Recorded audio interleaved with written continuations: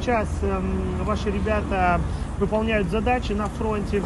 На каких фронтах они присутствуют? Как они взаимодействуют с бойцами Донецкой Народной Республики и с подразделениями Вооруженных сил России? Ну, наши бойцы на Мариупольском направлении и в других направлениях участвуют в специальной операции.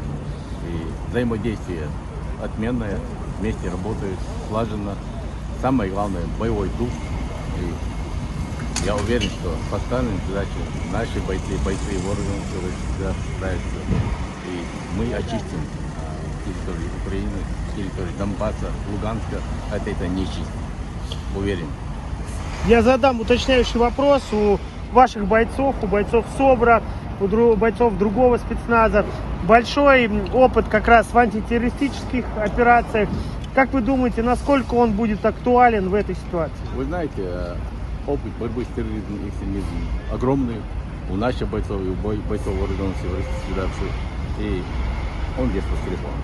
И я уверен, что задачи, которые сегодня поставлены, они будут успешно выполнены по очистке этой нечисти территории и Украины, и Донбасса, и Луганска.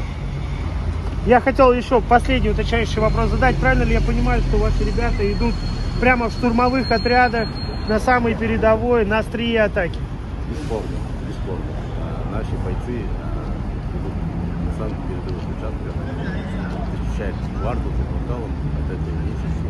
Я уверен, что поставленные боевой задачей главы Чеченской Республики Героя Российского Рамзана Махмудова, министра обороны Российской Федерации, успешно. И победа будет за нами однозначно. Спасибо большое. Спасибо большое.